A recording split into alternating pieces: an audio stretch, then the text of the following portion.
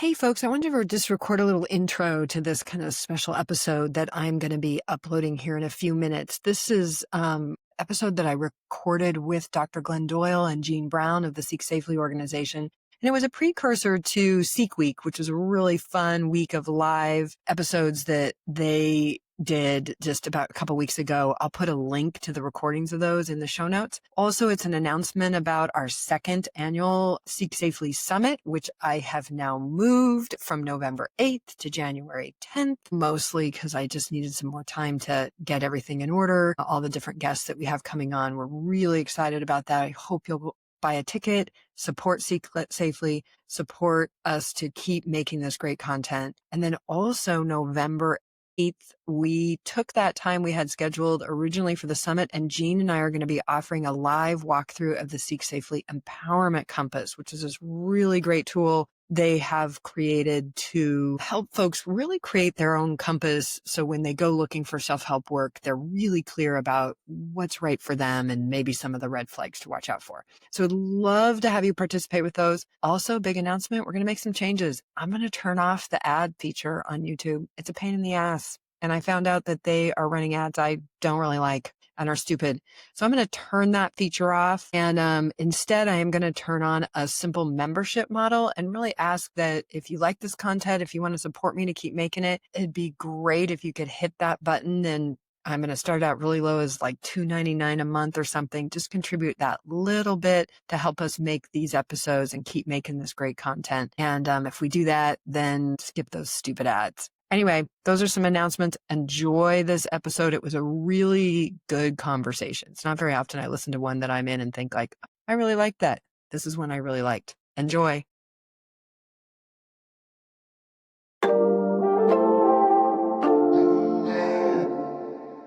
This podcast is for informational purposes only and should not be considered legal, medical, or mental health advice.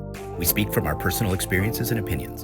The views expressed are solely those of the individual speaker and are not intended to malign any group, club, organization, or business. Hello, everybody, and welcome to the Seek Safely podcast. My name is Kirby Brown. I'm a little bit compromised today in my voice, but I'm very excited because we're here with our good friend Ann Peterson from Illuminate. She's also the host of Confronting the Line podcast. So hello, Confronting the Line listeners. I think we'll be on there too. So that's exciting. Right. Nice to be chatting with you as well. So I'm Kirby Brown from Seek Safely. I'm here with my co-host, Dr. Glenn Patrick Doyle. Oh my gosh. Ann Peterson from Illuminate. Hi, guys. Hey. I would like to go on record and state that, as best I can tell, a compromised Kirby Brown is better than most podcasters on their best day. So I will take. I'll take it. Well, now maybe I have like that, like sexy podcaster voice going on because it's a little. Hey. I've always said that like our best episodes are like late at night when you've had a glass of wine and you kind of get that late night podcaster voice going on. Late night podcaster voice.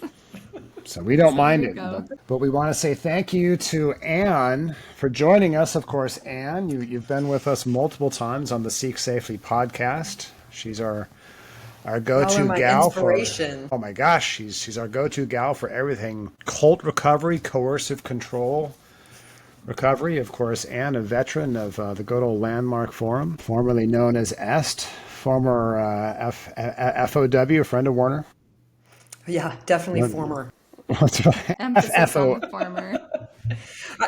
Not so much for me. Like, I wouldn't mind actually having a hang with Warner, but I'm pretty sure he doesn't want to hang with me anymore. Anyway, so the reason why we wanted to have you on and kind of do this collaborative episode that'll also go out over the Confronting the Line airwaves is because we're heading into like our busy season here at Seek Safely. So you all know that throughout the year we're busy, discussing ethics and accountability and scams and good and bad faith in the self-help world. That's, Gina and I do that all year, and we as an organization, Seek Safely as an organization, does that all year. But here near the end of the year, things start ramping up. Of course, in October comes the anniversary of the Sweat Lodge tragedy that was the origin like ultimately the origin of Seek Safely, but of course the tragedy in which Kirby Brown and James Shore and Liz Newman lost their lives in Sedona. And so we commemorate that and really honor that by doing, the week of that anniversary. We do what's called Seek Week. And this used to be our annual fundraiser. Like once a year, we would have a big fundraiser at the end of the year. We called it the Kirby Jam because Kirby Brown liked to get down. And it was always downtown Kirby Brown. Downtown Kirby Brown, you bet. The action figure cousin, as she was known. And so once upon a time, the Kirby Jam was like a once a year fundraising thing for Seek Safely. And it would be in New York, and a lot of Browns and some other folks would get together, and we would have a party. But a couple of years ago, we decided to kind of expand this now in the world of live streams and Zoom and virtual stuff where we can, party with y'all instead of just ourselves. So we expanded this to Seek Week. And so actually, this should probably be airing about Seek Week, I think, right? Mm-hmm. Mm-hmm. It's going to be this first week of October, right? And what Seek Week is, it's our week long. We think of it as a fundraising campaign, but it's more than that. It's us at Seek providing a bunch of live stream content for our audience.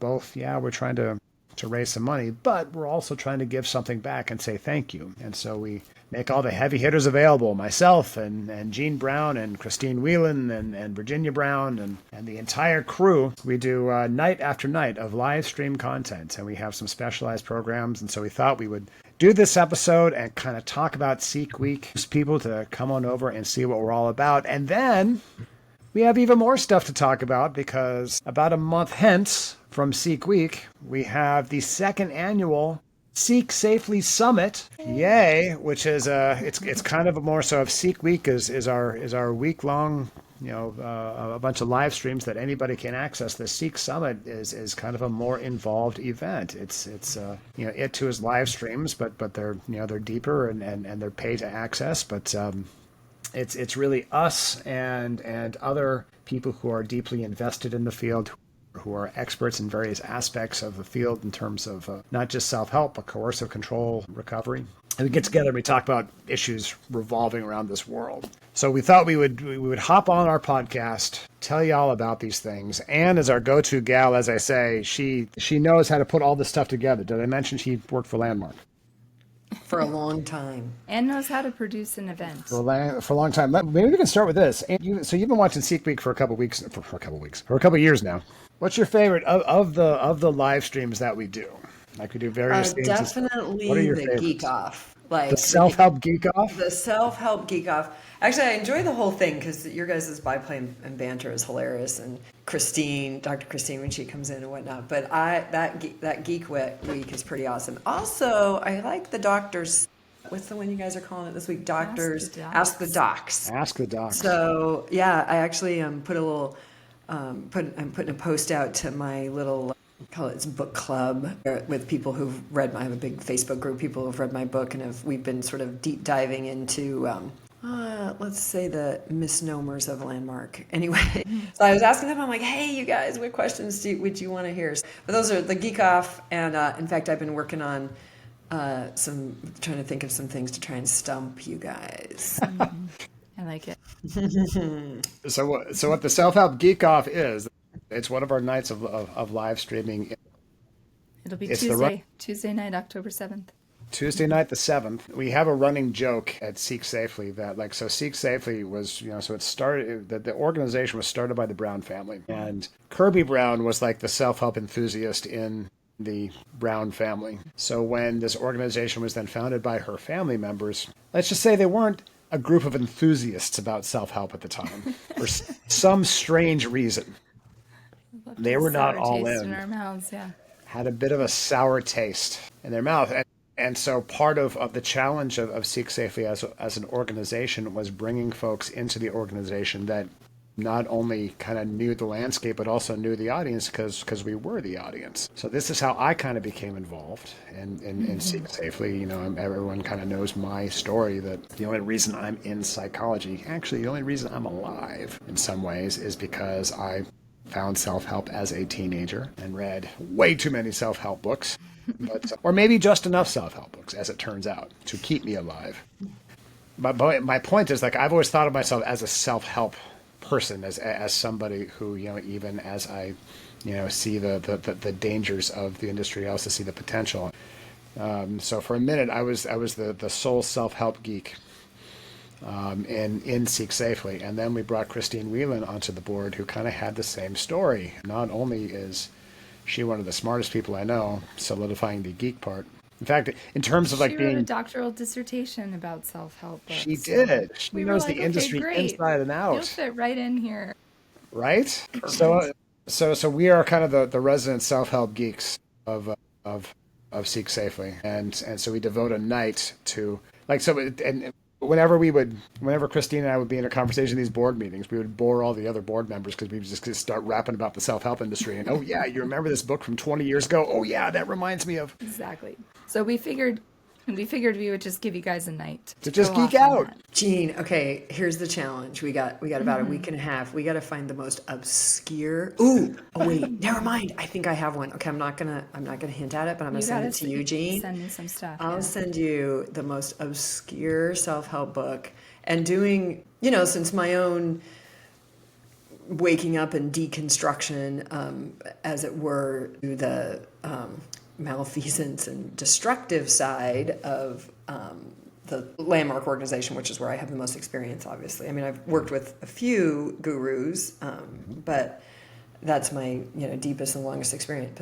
But so since I wrote my book, I've had so many people call me that, because Werner was like the rock star in early self-help era, and I worked directly with him for a long time. So anyway, I've had all these people call me and tell me stories about the early days, like the late 60s and the 70s, and kind of what, and that's like the beginning of the heyday. It's certainly not the beginning of self-help, but it's the beginning of kind of like the heyday, right? I mean, that's where it goes from being this kind of on the side sort of thing to it starts to get made popular and then mainstream, right? So we could say self-help is mainstream now, but before that it was just like weird, Madam, what's that one they're always talking about in Scientology, Madam whatever.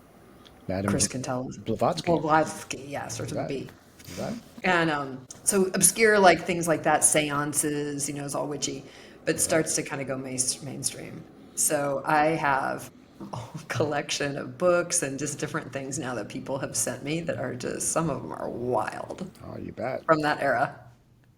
We're at this really interesting moment, kind of vis-a-vis American self-help culture too. Like, so you mentioned the early days. And there's kind of there's this kind of woo Madame Blavatsky Christian Science thing going on in the early days of self-help, but it was also theosophy and these kinds of things. But it was also really entwined with a very American flavor of kind of evangelical Christianity. One of the big heavy hitters back in the day was Norma Vincent Peale, who was one of the most famous ministers, Christian ministers of all time. We're kind of at this interesting point, having come almost full circle with that, because when you look at wellness culture, which is kind of self-help culture, is kind of bled into the broader wellness sphere and wellness influencers, we're kind of seeing that evangelical Christianity kind of run through it again.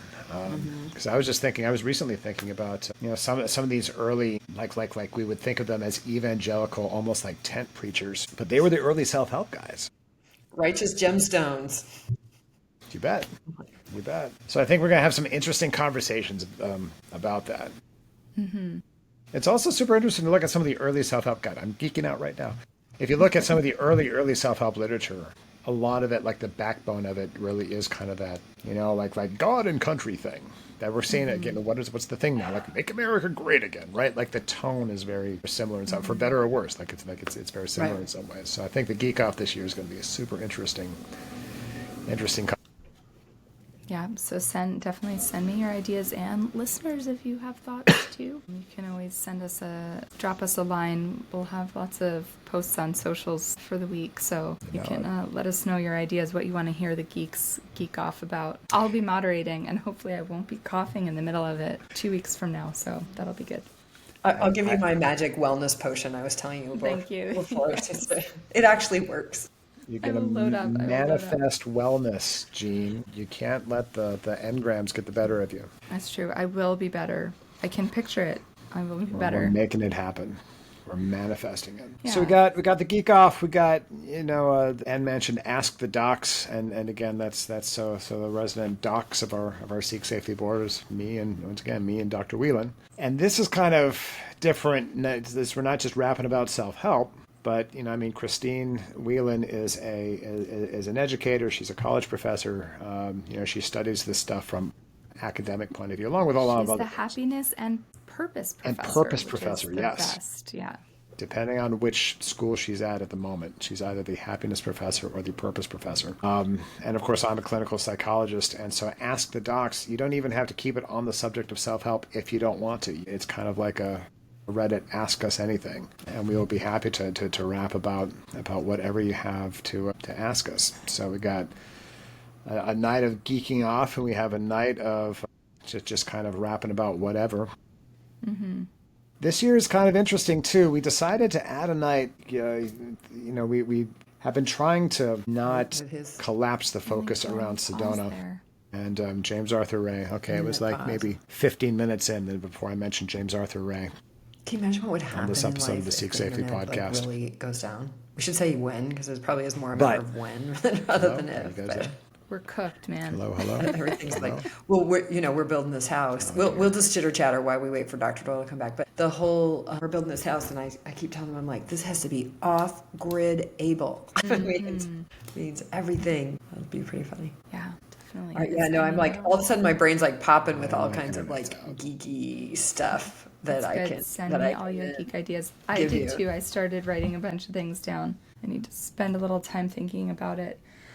Yeah, because I think that, it's interesting that Glenn was bringing up the thing about it kind of, the whole self-help thing seems a little cyclical. I guess I love history, so I'm always like geeking out on history. And the more you study history, the more circular it seems things are. Mm-hmm. That's not going in a straight line. We're going in circles and kind of circles up. Like I always think of it as a spiral up. By up, I mean a little bit more conscious, a little bit more evolved, a little bit more nuanced. Mm-hmm. But, when people really turn to self-help is when things are chaotic and when things are stressful and when things are confusing and when we feel uncertain, right? So, because our brain's like freaking out, all our survival instincts are like going off. So that's when we get conspiratorial, all these things. So all this stuff's really up right now, just in the discourse, especially here in the United States, but I think worldwide, like everywhere, people are just going, what the heck is going on here? And, that's the time when people start looking for answers. And whenever they start looking for answers, that's when we start to get some kooky answers or people who want to make some money or exploit or take advantage of that thirst, that need. And, why I'm so passionate about the Seek Safely movement and organization, and literally have reconstructed my business to be an expression of that. But it's one, because it gave me a way to stay connected to what I loved.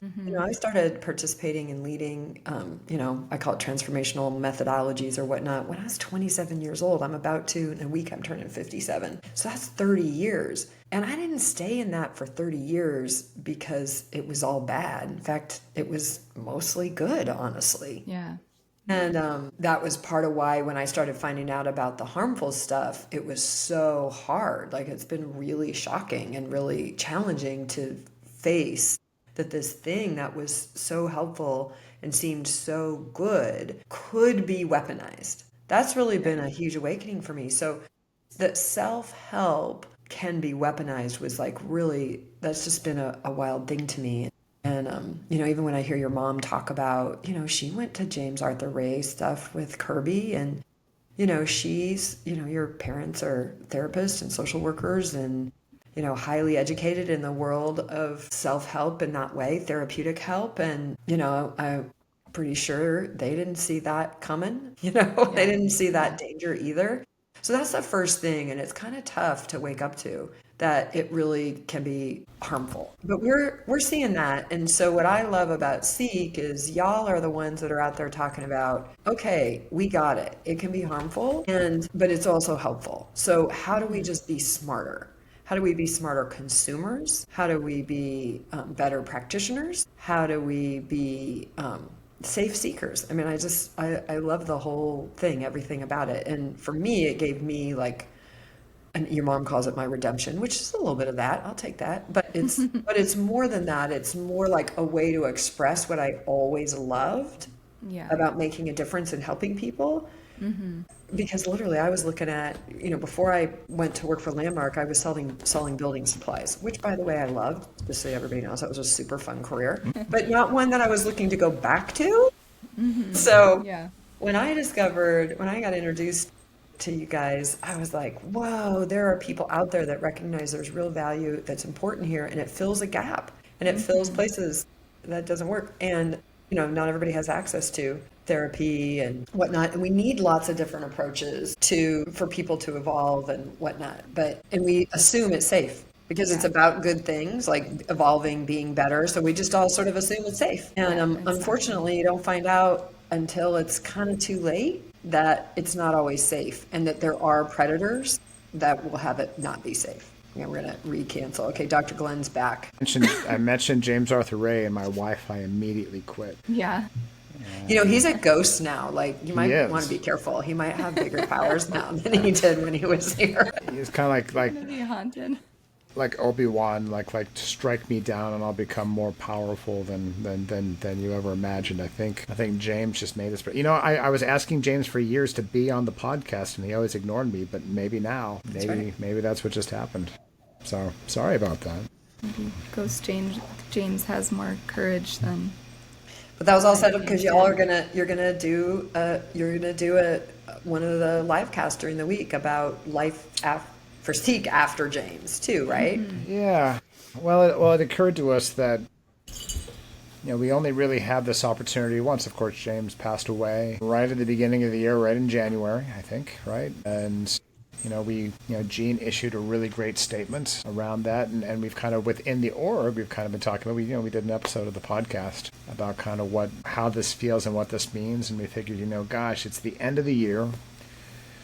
Seek Week always provides us an opportunity to kind of recap and look back on what's been important this year, and I mean, this is something significant that happened. So we're going to devote a night to members of the Brown family. We're going to have Jean on and our founder, Ginny, and just kind of talk about what this experience has been like, but also kind of what going forward. Anne, I know you like to think and talk a lot about the future of the Seek Safely movement.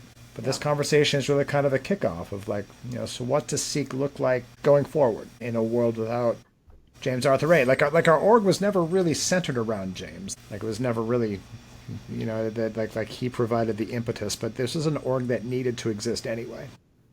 That's right. So it's not as if we need James to function. However, it's it's a moment. It's one of these moments where we tap the brake and reflect. Well, it was interesting when it was either you or Christine, we were having a Seek board meeting because we are a C3 nonprofit organization, so we do have regular board meetings. So we were having a board meeting planning for Seek Safely, for Seek Week, and I don't remember who it was that mentioned, oh yeah, we could talk about during Seek Week the fact that James Ray died, and I was like, oh yeah, like I kind of had forgotten that he had died. You bet. Not that it wasn't sort of significant personally, but I think that from the beginning we always saw Seek's mission as much, much bigger and much beyond this one guy who was, a shitty guru. Right. It was always much more than that. So to me, like, his death did not put any dent whatsoever in the mission of Seek Safely, to the point where I just, it's not like I was thinking about him every day, Well, And I'm not thinking about it now, really, so it was just interesting. You're touching on something, though, that because everybody, they want to talk to me about Werner, because, I knew Werner, I worked with Werner. I actually like Werner. Believe it or not, still like Werner. And I have some empathy for Werner. I have some compassion for Werner. I have some anger at Werner. I have like complicated feelings about Werner, right? But the biggest thing to me, and since my book came out, where I just really describe finding out how abusive he was and, how much this source, literally source of transformation, wasn't a very good living example of it. And that really that made me start to go, wait a minute, what's going on here? Now, mostly entirely with the organization. Then since my book came out, I've had hundreds of people come to me, former staff and program leaders, with their stories of harm. And that was there's a whole other book. I will get to writing it at some point, telling that story, because that has been actually more intense than even finding out about the harms that Werner was causing to this handful of people that I worked with and loved and, wanted to protect. Because Landmark, in their heyday, had between 400 and 600 staff and program leaders. And that organization hurts people that work for it, and hands down. And so one of the things I keep coming to now is, like, everybody wants to talk to me about Werner, and I'm like, Werner's not really the problem. The institutionalized version of Werner is a way bigger problem than Werner. Werner's a guy. Right. He's a guy. I think he's 90. He's hanging on. He's, as far as I'm concerned, go with God. Like that. And we can learn from him still. It would be absolutely stunning and miraculous if he was a demonstration of the work he taught and came out and said, you know what? I want to be authentic about where I've been inauthentic. That's Landmark language. All my Landmark people know what I'm talking about.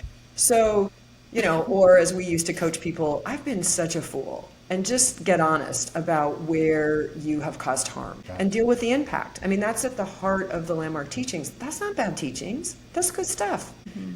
But if we make the harms about those leaders, it's too easy to dismiss. It's too easy because, see, they leave. They leave the planet, they leave the scene, they leave the organization. Yeah. Werner did that, right? So in 1990, when he was getting so much bad press, I mean, I have a file now of literally hundreds of media articles about people experiencing damage in what at that time was the forum. So it was S training until like 1982, I think, 82, 83, it becomes...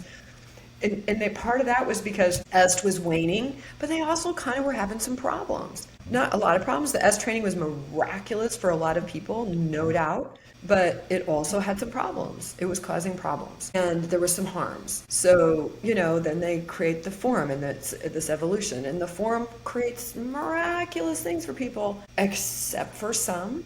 There's no real studies about this. First of all, we can't go back and study something in the past very well, but just going by the lawsuits and the personal testimony, that's estimated somewhere, between 5 and as high as 20% of people that participate in those large group awareness trainings experience some level of harm. Sure. I think depending on where you cut the harm line, it's different. But just the point I want to make is, like, if we make it about James, or we make it about Werner, or we make it about L. Ron, or we make it about Tony Robbins, or we make it around, these guys, they're interesting to study, they're interesting to learn from, but they are not the point. That's the point. Yeah. That's what starts to make it dangerous anyway, is we make, I'm reading this great book right now from a Landmark and longtime S graduate who also happened to work with Ram Dass and about 18 other spiritual teachers and leaders. This book is hilarious. I'm going to snap a picture of it. Glenn, you and Christine should definitely have this one on your shelf. Yeah. And we should maybe talk about having Eliezer on all of our pods, because he's just, first of all, he's totally hilarious, but he's experienced a lot of it, and pretty clear-eyed. So I think we're ready. I think we're grown up enough to start having a more nuanced conversation about the self-help world. And to me, that's what Seek Safely represents. And that's what, when I first met Ginny, I said, and she was telling me how she was kind of tired of talking about the origin story, the death of her daughter. Like that does get old, folks. Of course. No, yeah. Of course. And, talking about our trauma does get old.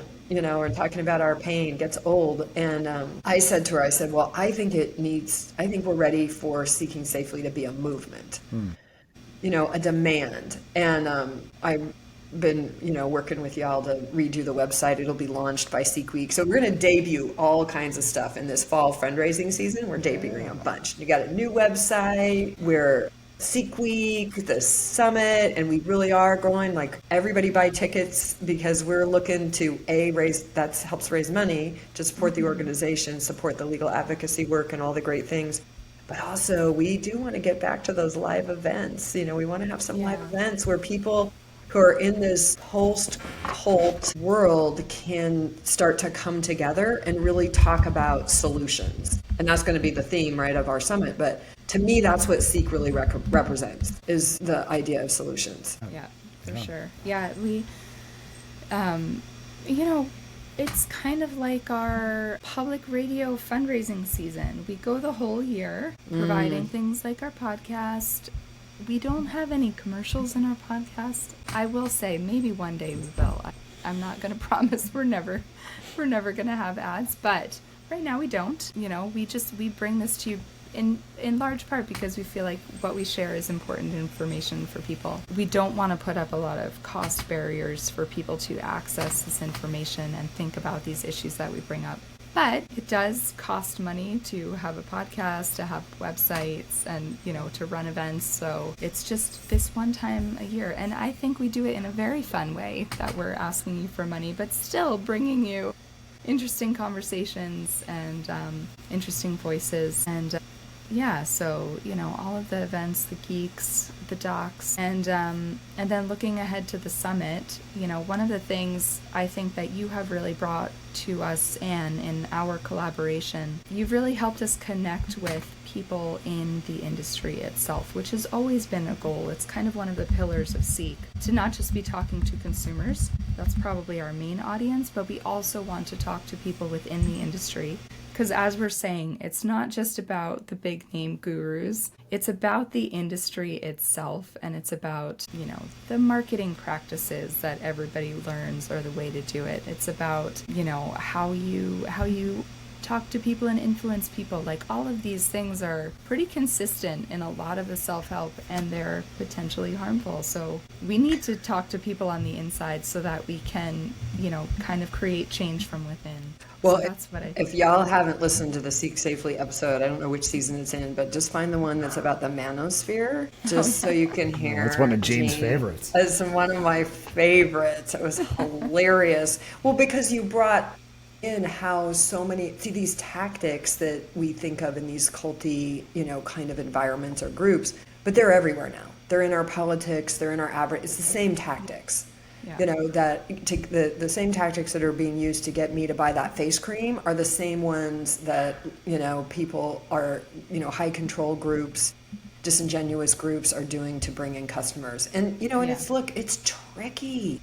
It's tricky. I get it. It's so hard because, the people who have something really valuable to give, we're struggling. That's part of what my Illuminate platform is about. I'm like, look, there has to be a way if we worked, I believe in collaboration, like pretty much my obsession and passion. So that if we collaborate together, that we can find a way that is not employing these kind of yucky tactics to get people to buy. So, we did a couple of pilot safe practitioner workshops, just really with a bunch of people inside the self-help world and the wellness world, looking at how do we actually practice the promise, the Seek Safely promise. What does that actually look like in customer service policies, on websites, in our marketing? And I learned so much in that myself. And so now I'm building a platform that's going to be a demonstration. That's my commitment, is that it's a demonstration of we can make great ideas and,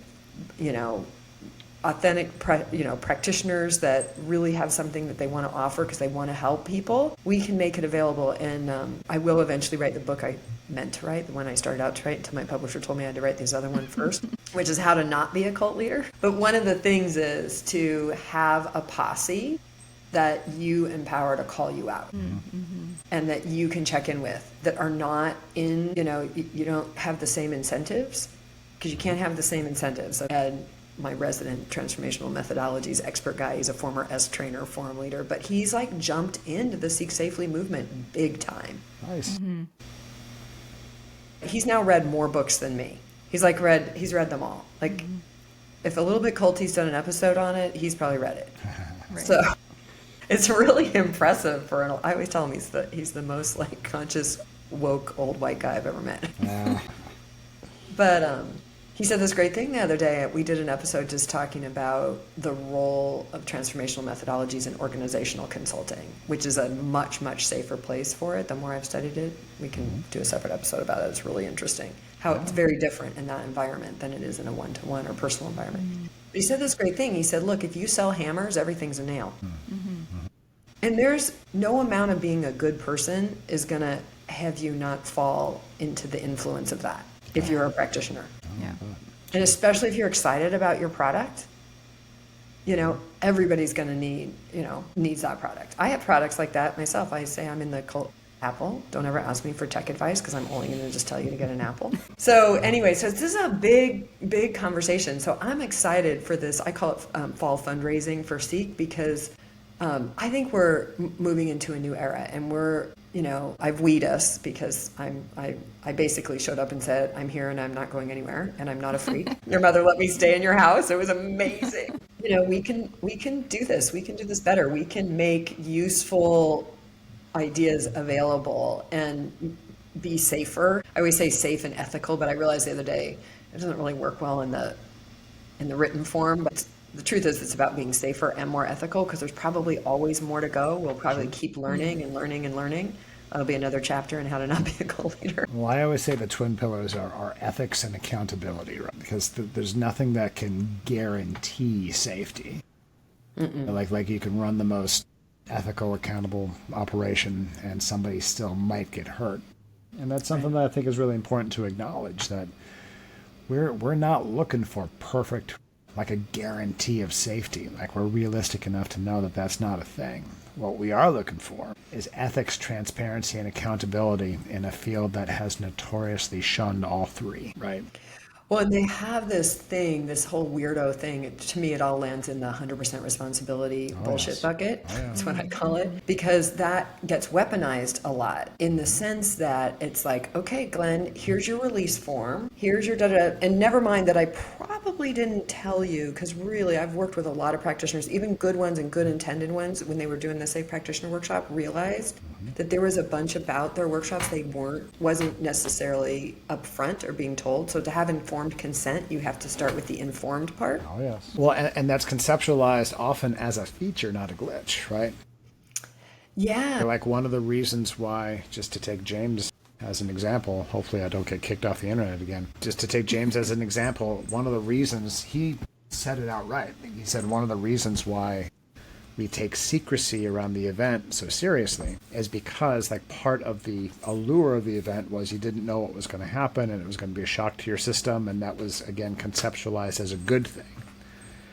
Okay. But it gets in the way of informed consent. Like I as a therapist could not get away with like, okay, you're going to come in, I'm not going to tell you what's going to happen behind this closed door, right? It's going to be awesome, but I can't tell you exactly what happened. No, that's like it, and I think that's also an aspect of part of what they're doing deliberately is that whole idea of, that we talked about with John Hunter, where you're kind of inducing these awe experiences. Yes. It's more exciting when it's a surprise. 100%. You bet. And so it leaves you, the customer, having had this manufactured experience of something that was incredible and life-changing. You bet. And that's what, causes the addiction, where then, like Anne, you were saying, you have that enthusiasm for it so strongly and so deeply that you're gonna build your whole life around this, and you think everybody needs to have this experience. So yeah, this is all part of that effort. And I think it's, people who get into this business are told, not exactly so explicitly, but they're told that this is what you're supposed to do in order to be successful. You have to, find these ways of marketing and selling like this. Well, that's really kind. It's actually worse than that. It's really worse than that. Here's what I'm saying. The people, I promise you, the forum leaders, I remember saying to somebody one time high up in Landmark, I'm like, I think these are LGATs. Oh, no, they're not. But I'm telling you guys, I could have given that person truth serum or whatever, and they would go to the death that no, they're not, because they don't know what that is. They invented them. They invented them. No, I know, but they didn't invent them. Right. Werner invented them, and their job is to be Werner in the world. Cult alert, cult alert. So that's what makes it culty. That's what had me come out. Like, I really wish I would have named my book and said, "Is this a cult?" Say, wait, am I in a cult?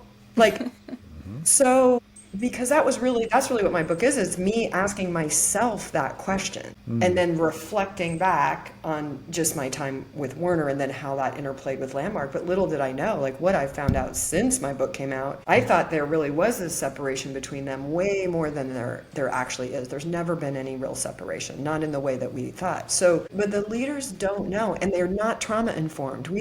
I got probably the highest level of what could be considered trauma informed in Landmark, because I worked in a particular division that kind of moved in a very different way and worked on a different basis. We weren't there to intervene in people's reality and all that. We were really there to listen and provide a container for people to find whatever there was for them to find for themselves, which is much more therapeutic. I now know. I've learned enough about cognitive behavioral therapy to become like, oh my God, I've been doing cognitive behavioral therapy for 20 years. I had no idea that that's what I was doing. Right. None. Right. So, it's then really up to each practitioner, each leader, and their morals and their ethics and their intentions. But people with the greatest morals, the best intentions, and best ethics they know how to produce are still going to slip into the mud if they don't know what the mud looks like. Yeah. So that's my thing, is like, they don't know what they're teaching. And in a group like Landmark, who really does believe that everything that Werner came up with is unique, not everything, but most of it's unique and original, although now they have kind of modified that a little bit. The party line is now, and this is what I used to say when I was in the party, but it wasn't like everything was unique, but he put it together in a unique way. That's kind of true, sort of, kind of. But the thing is, and I've spent a lot of time with Werner, and one of the things I'm on Werner's side about is the way a lot of those leaders lead what Werner thought up. They don't even know what Werner was talking about. Sure. Let alone where what Werner got, what he was talking about, came from, and the fuller picture, the fuller story. And to me, that's the biggest damage of groups like Landmark, is that the leaders don't really know what they're leading, and they're not knowing because they're willfully trying to not know. No, they're working 80, 90 hours a week. They're under massive pressure to produce results, and they're not allowed to study really outside other than what's given to them. So they do become very disconnected from the world, from their spiritual communities, from their family, just because, one, you do fall into the graduate, not graduate world. Pretty soon you can't talk to not graduates because they don't understand what you're talking about. But two, you just simply don't have time or energy. Right. If you're working 90 hours a week plus, no vacations, no whatever. I mean, you go on vacation, but they're going to call you 10 times, or you're so exhausted you can't even think. Right. Then you're not going to learn. So it's a lot, what's going on in that world is a lot more insidious than we think. Absolutely. And it's a lot more I actually think most of the damage is unintentional. Oh, sure. Like unintentional, like it's not like somebody sitting in a dark room going, let's did it. Yeah. That's not how it happens. I don't even think Werner's doing that. I think Werner is genuinely interested in how to make people perform better. I've spent a lot of time with a guy around tables. Like he's like a dog with a bone. Like he gets rabid for the ideas, and he's super into it. And he's sitting around it. What people don't realize is he's almost always sitting around a table with 4 or 5, 6, 7, 10 other academics or leaders or whatnot, and they're coming up with all this stuff, and then it gets his name stamped on it. Oh, you bet. And he definitely adds a flavor and a spice that's Werner, just like James Arthur Ray did, right? He had the James spice, but you can't, even if you take that spice out, you still got the stew, and it still might be poisoning you. Oh, big time. And that's the thing. I even give James himself, I even give him the kind of credit to the extent that, I don't think he thought he was sitting around, how can I take advantage of people? I don't think he did. I think this is something I noticed the more familiar I got with him, because, the only reason I know anybody here, the Browns, anybody, is because I was a fan. And I read his early work, and I liked it. And I connected with him, on Facebook, kind of when he was his brother who's running his Facebook account at the time because he was in prison. But that's kind of how I got to know the very little that I actually knew James. I corresponded a little bit when he came out of prison. And no, something I noticed about him was, because I had kind of this borderline encyclopedic knowledge of self-help stuff, I don't even think James understood the stuff that he was teaching and kind of the roots of it and the stuff. Like I could see his material and say, oh yeah, he got that from here and he got that from there. But I don't think he thought that. I don't think he thought, I'm stealing this and I'm adapting this and whatever. I truly think he thought he was something. He had something going on. And I think he thought he was the kind of narcissist, I think, that he thought is like, yeah, man, I've got the answer. But I give L. Ron that same benefit of the doubt. Like everybody who knew L. Ron Hubbard used to say, like, no, man, he bought it. Like, he was a true believer. He was doing auditing on tomatoes. Like, he really thought that Dianetics. I met a guy. I think most people are genuinely thinking that they're doing good things, especially the people who get pulled in. But do you not think that some of the people at the top are just trying to make a lot of money? Oh, you bet. Or even if they first got in it to do quote-unquote good work, eventually they just want to make as much money as possible. Oh, eventually. And so they know absolutely. that they're manipulating people to buy. I think so first of all, I just listened to Vicente's last episode with, I can't think of the guy's name, who has kind of a little bit of a more nuanced cut on narcissism. And he was saying, I'll have to look up his name so we get it, so I want to give him credit. That's another thing, how to not be a cult leader. Give credit to the people you learned the idea from. So We'll put it in the show notes. he was talking about grandiosity. That it's not necessarily disassociation always, right? But there's this kind of sense of grandiosity. And I really resonated with that because Warner's not the only one I've worked with. Yoga Man, you know, I don't name him because he sues everybody who names him. Yeah. But that, you know, there is like this inflated sense of I have something. It gets very conflated with the ego structure, right? So they feel that, they believe that. I mean, Glenn, you're the psychologist here, so you know what I'm talking about. But then there is a point where I think they kind of divorce themselves from the whole thing, and they're just spending the money. They're spending the money, riding in the planes, right? And look, I've been there. I have been there. I got, traveling and working with Warner. Ed and I talk about this a lot because he kind of had my job with Warner, similar job in the 80s, what I did in the 2000s. And so we compare notes a lot. And look, I was staying in these gorgeous suites in the Ritz-Carlton and, traveling around. And of course, because I'm Warner adjacent, I've got all these like really interesting, fascinating people that I would never have access to or never talked to or never gotten to know. I remember sitting around the table with Mike Jensen one time, who is a top, well-known economist. He's passed away now. Well-known economist, Harvard professor, semi-famous in his own right. And, he's telling me I got really educated. He goes, where'd you go to college, whatever? I'm like, I didn't, I dropped out in the 9th grade. And he's like, well, you sure as hell got educated somewhere. And I said, yeah, I got privileged. I got the opportunity to sit around tables with people like you and be in these kind of conversations. And I read a lot and listen a lot and like that. But I think I can just see how that takes over a person. I saw it happen with Warner from 2012 when I hosted the very first event with him that I hosted. He was way more kind of grounded and whatnot, but then as he got more and more time back in front of his landmark audience, which really is his sycophantry audience, and I facilitated that. That was my events. That was the place where you got to be in the room with the Werner Erhard for the first time in 30 years. And I saw Werner become a worser and worser version of himself the more he was in that space. So I think it's more organic than we try to relate to it. We try to make it black and white, and we try to make it about these people. That's why I think it's a problem. I think anybody could become some version of a Werner Erhard or James Ray or whatever if given enough power, and attention is power. I'm about to write an article for our Illuminate newsletter about this. Like, the ultimate power that we give people is our attention. And it corrupts. It's corrosive. It is. And you made a point a few minutes ago about if you're going to be the head of or the face of an organization, you need people around you who that the incentives are not the same, right?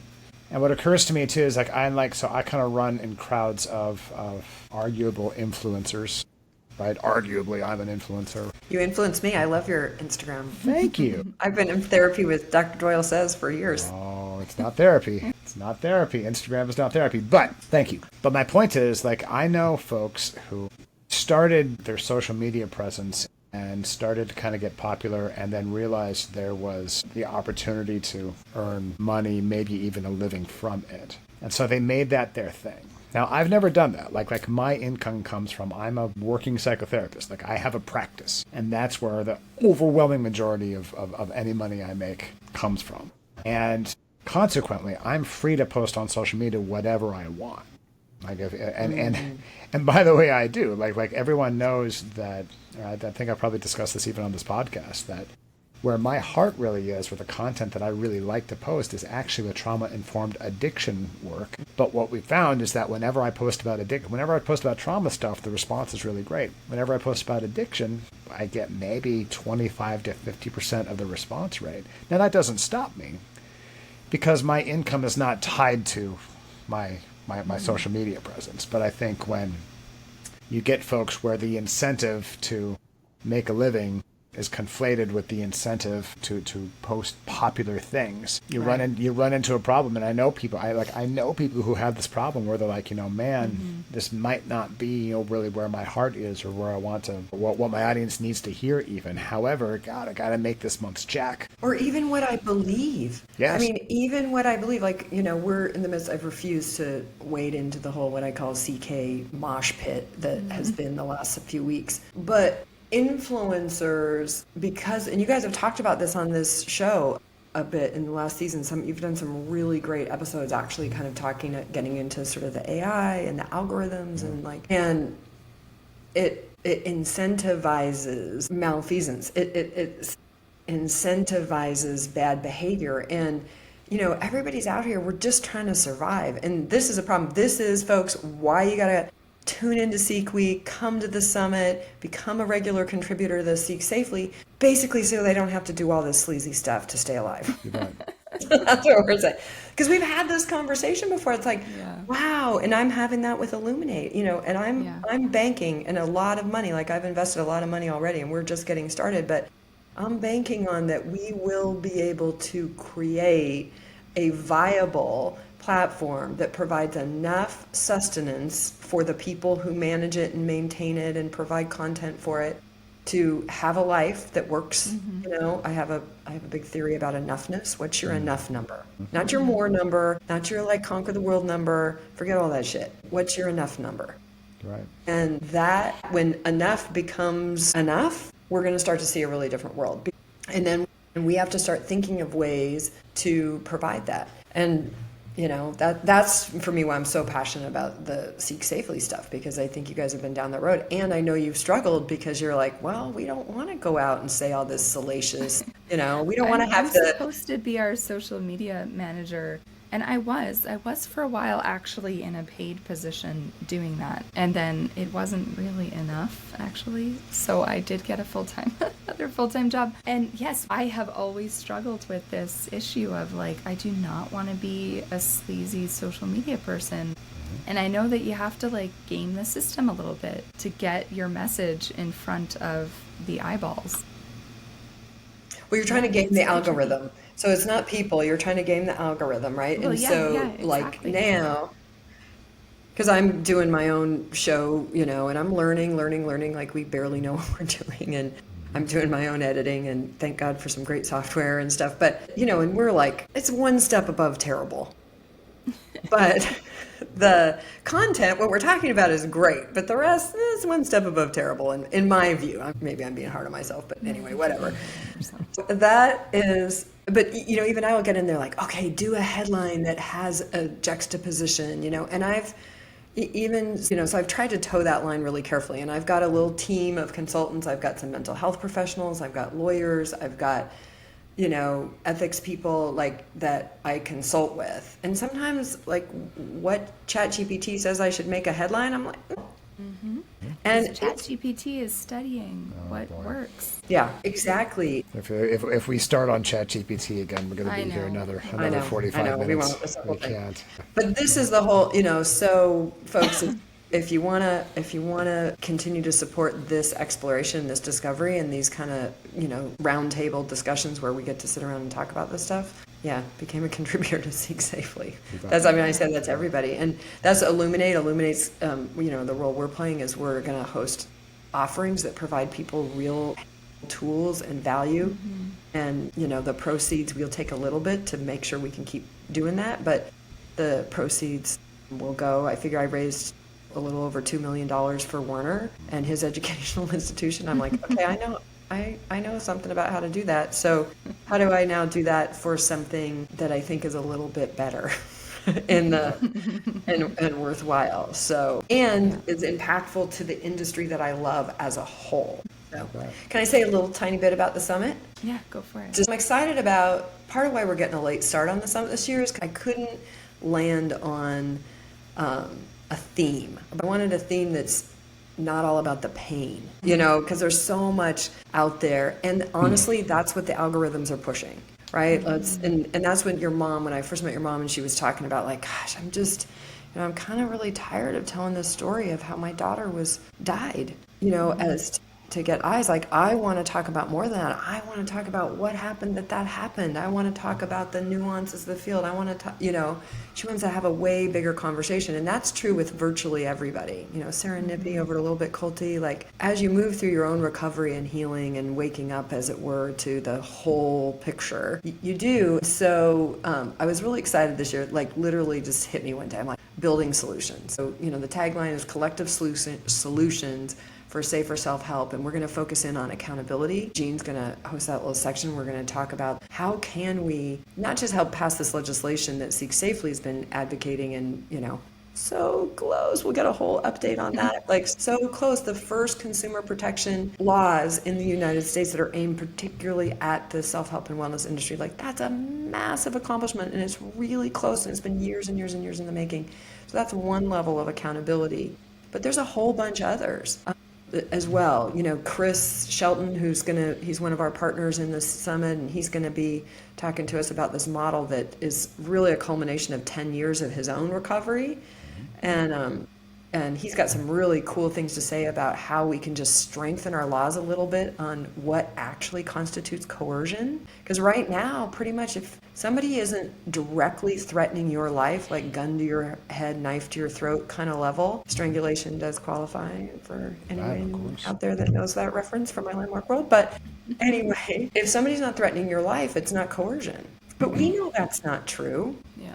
We're seeing it all over. So we're going to talk about that. And then education, just the value and importance. John Atack's going to join us. He's really close to having a program that he developed for primary school kids, 11-year-olds, 5th graders, on how to really determine undue influence, how to spot it, how to notice it. Like, imagine that our kids growing up, Jean, your kids are in that age bracket, and they know they're growing up in this internet world. So anyway, there's so many people that are actually doing some really cool stuff that is about solutions, as it were, or making the world better. And so that's what our summit's going to be about this year. And I'm just like, ever since that hit me, I'm really excited. And right now we're out, inviting, we have several people that have said yes to participate in it one way or the other, but we're inviting more, and not just for the summit. The summit for me is a kickoff of a whole kind of level of partnership and collaboration with people in these fields, talking about, okay, all right, we know it's got to be better. We know we want to make it safer. How do we do it? You bet. You bet. How do we do it? Yeah. And we want you, everybody listening, we want you to be there, tuning in with us, chiming in. Seek Week, you can be talking in the live chats there, and the summit, you'll be able to chat in. We're going to have roundtable open discussions. So we want to, it's like, we don't have all the answers, like those of us that are in this, but they're out there collectively. What we can create is incredible. That's what I'm excited about. It's like, really, I think my headache's going away. And that's the thing. If you're listening to this, that means you are part of our community. That means you're invested in these issues on some level. If you know who I am, if you know who Jean is, if you know who Ann is, if you know who any of Sarah Nippy, if you know who any of these folks are, it's not the case that we are the content creators and you're the audience. It's us, the community, and we highly value you, and we would love for you to have an active voice. We think of ourselves as an advocacy organization, sure, but also, a source of education and involvement and a point of contact, because we're trying to actually reduce, like, there's a school of psychotherapy called person-centered therapy that really forms the basis of what I do as a therapist, and it's predicated upon, it's all that Carl Rogers stuff. It's predicated upon kind of reducing the power differential in the therapy relationship. And there's a reason why I'm into it, right? It's because, if you notice the way I write, I rarely write about it's us and you. It's we, right? So get involved. If you can hear my voice right now, I'm talking to you. And that's probably a great place to wrap up for tonight. Well, thank you, Anne, for joining us. Thank you, Glenn, for helping me along. You're a good friend and podcast partner of many years. Yes. But y'all can't see she's been muting herself and coughing. So I'm muting myself to cough every once in a while. So Jean Brown is a hero tonight. You guys don't even know. You guys don't even know. Stay healthy, everyone. Stay. Absolutely. Alrighty. Awesome. Thank you guys so much. Ciao, ciao.